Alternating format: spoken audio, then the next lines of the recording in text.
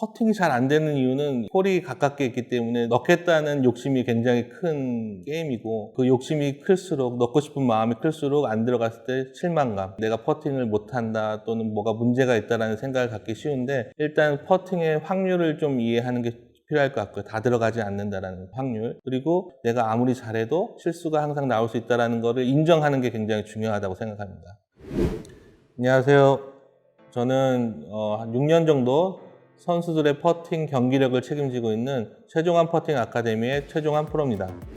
제가 처음에는 스윙에 대한 이야기도 많이 하고 레슨도 시작했는데 많이 부딪혔어요. 새로운 내용들을 한국에서 얘기했어요. 지금은 다 지면 발력이라든지 모든 스윙 이론에 대해서 이제 적극적으로 받아들이고 그렇게 많이 레슨을 하시지만, 그 당시에는 뭐 그런 얘기들이 굉장히 부딪혔었고, 처음 시작하는 저로서는 이제 좀 어려웠죠, 자리를 잡기가. 그러던 와중에 이제 해외 매년 나가는 세미나에서 퍼팅 코치들을 만나게 되고, 그들이 하는 일들을 봤을 때, 이 일들을 내가 한국에서 했을 때 선수들의 경기력에 어떤 도움이 되겠다는 확신을 가지고 시작하게 됐습니다.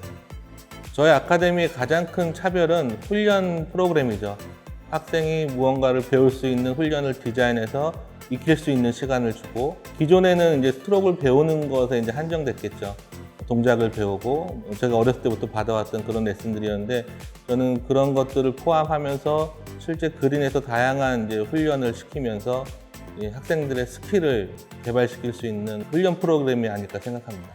제가 그 코치 쪽에서 초반에는 자리를 잡기 어려웠던 이유 중에 하나는, 코치도 이제 진골, 성골 뭐 이런 게 있듯이 뭐 국가대표 출신의 투어 프로 출신의 뭐 이렇게 정회원 이런 것들이 자격 조건이 없었기 때문에 프로필로 인정받을 수는 없었죠. 그래서 제가 할 수 있는 것은 성과인데, 당연히 성과를 내려면 선수들이 저한테 와야 되는데 그런 기회를 만들기가 어려운 게 사실이었고, 그래서 제가 할 수 있는 거는 노력하는 모습, 배우는 모습들을 SNS라든지 이런 매체를 통해서 노출했고, 그거에 진정성을 느낀 선수들이 하나 둘씩 찾아왔을 때 최선을 다했고요. 그때 이제 그런 선수들이 성과를 내는 시간들이 뭐 1년, 2년 필요했는데, 그 성과들이 쌓이면서 그게 이제 저의 프로필이 됐던 것 같아요. 제가 골프를 처음 시작하게 된 계기는, 저희 아버지께서 골프를 치셨는데 집에서 아버지 클럽을 가지고 놀다가 찬장을 깨서 혼날 준비를 하고 있었는데, 아버지께서 그럴 거면 나가서 쳐라 그래서 그때부터 나가서 쳤는데, 그때가 초등학교 때였어요. 초등학교 4학년, 5학년 때. 제가 처음 골프를 치고 이제 중학교 때부터 시합을 다녔는데, 그때 중고연맹 대회를 이제 다니면서 정말 좋아서 시작했던 골프였다가 경쟁이 되고 시합 나가면서 이제 평가가 되기 시작하니까 그 재미를 좀 잃었던 것 같아요. 이제 비교당하면서. 제가 잘했으면 계속 재밌었을 텐데 잘 못했던 시기가 있다 보니까 그 비교당하는 어떤 그런 것들 때문에 좀 힘들었던 것 같습니다. 처음 레슨을 시작한 게 대학교 들어가서였는데, 아르바이트식으로 용돈 번다고 생각하고 시작을 하게 됐죠. 그러면서 이제 좀 제 성격이랑 좀 잘 맞는다고 느껴지는 경험도 많았고, 또 잘한다는 얘기를 처음 들었던 것 같아요. 선수 시절에 골프를 잘 친다는 칭찬이 고파서 그랬는지 모르겠는데, 레슨 참 잘하신다라는 얘기를 들으면서 더 잘하려고 노력했던 것 같고, 처음에 시작했을 때는 부딪히는 부분이 많았죠. 이제 우리나라 문화 자체가 배움을 공유하거나, 또 이미 코칭을 하고 있고 아카데미를 운영하고 있는 분들이 배우러 다닌다는 것 자체가 좀 자존심 상하는 일일 수도 있고, 그런 생각들에 이제 좀 많이 부딪혔고, 저는 뭐 코치일수록 그런 걸 해야 된다라는 어떤 얘기를 많이 했기 때문에 그런 부분에 대해서 공격도 많이 당했고 뭐 그런 시절이 있었죠. 근데 지금은 이제 문화가 많이 바뀌고 있다고 느끼고 있습니다. 제가 경험했던 해외 코치들은 자기들이 가지고 있는 지식에 대한 공유를 굉장히 즐겨 했고, 뭔가 어린 사람이든 자기보다 좀 못하다고 느꼈던 사람한테도 배울 수 있는 게 뭔지 굉장히 집중을 하려는 노력을 항상 하고 열려있는 마음이 있었는데, 아까 말씀드렸듯이 우리나라 아직 교습 문화에는 그런 것들에 대한 적용이 없었기 때문에 그런 차이가 있었던 것 같아요. 배우려는 문화, 또 공유하려는 문화의 차이. 제가 국내 교습가분들한테는 물론 배울 분들이 많이 계셨겠지만, 제가 시도를 많이 못 해보고 드러나 계신 분들이 없어서 제가 특별히 도움을 받았다고 느꼈던 분들은 없는 것 같아요. 제가 이제 가장 처음 배움을 자문했던 린 블레이크 선생님이 저에게 가장 골프라는 것에 대해서 이해를 시켜줬고 어떤 마인드를 가지고 교습을 해야 되는지 뭐 여러 가지 방면으로 도움을 많이 받았기 때문에 린 블레이크 선생님이 가장 기억에 남는 선생님입니다. 제가 이제 중요하게 생각하는 것들은 이제 그런 경험을 하면서 배우게 된 것들인데, 처음에는 어떤 메카닉적인 방식이 정답이 뭘까라는 거를 고민하면서 많이 찾아다녔는데, 결국에는 내가 알고 있는 것들을 어떻게 학생들한테 전달할 것인가, 그리고 어떻게 학생들이 잘 배우게 할 것인가라는 그 학습에 대한 노하우들이 굉장히 중요하다고 느끼고 있습니다. 스윙, 전 퍼팅, 스트로크, 메카닉이라고 보는데 스킬과 테크닉 두 가지로 좀 구분을 해야 될 텐데, 테크닉은 말 그대로 우리가 흔히 얘기하는 스윙, 스트로크에 대한 거고, 스킬은 그 동작을 게임에서 공을 넣는다는 목적을 달성하기 위해서 이제 필요한 다양한 또 기술들.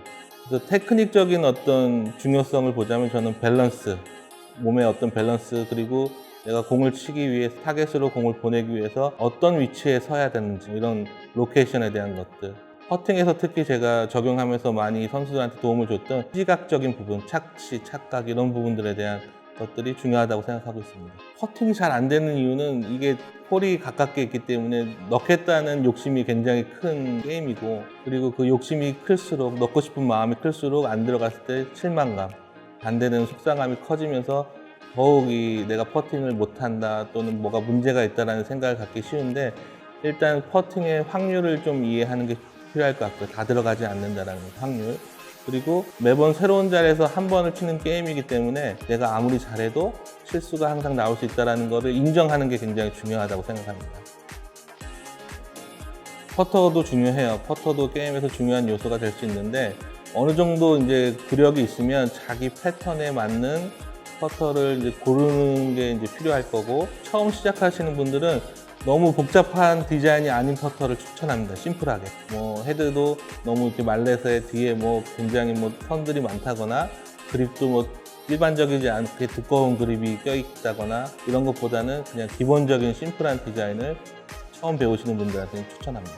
그래요. 많은 선수들이, 특히 투어 프로 선수들인데도 퍼팅에 고민이 많이 있다고 얘기를 하는데, 대부분 자존감이 너무 떨어져 있어요. 한두 번 시합이 안 됐을 때 퍼팅에 문제가 있다고 생각하고, 그 문제를 과대하게 이제 확대 해석하고, 일단은 저는 퍼팅하고 사이가 좋아야 되기 때문에 좀 안 되더라도 내가 퍼팅에 큰 문제가 있다는 생각을 지레하지 말고, 가볍게 최종화 퍼팅 아카데미 가서 저도 문제가 있는지 없는지 그냥 가볍게 한번 알아보자라는 식으로 편하게 이제 왔으면 좋겠는데, 이미 자기가 큰 문제가 있다고 생각하고 있으면 그 생각을 고치는 게 좀 어려우니까 좋은 마인드셋을 가지고 있는 게 더 중요한 것 같습니다.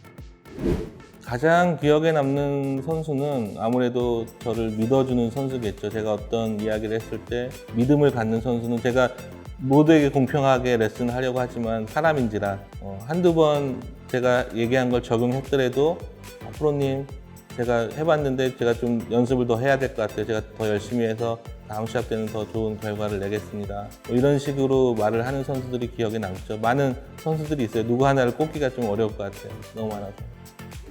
지식은 보편 지식이 다 될 거라고 생각해요.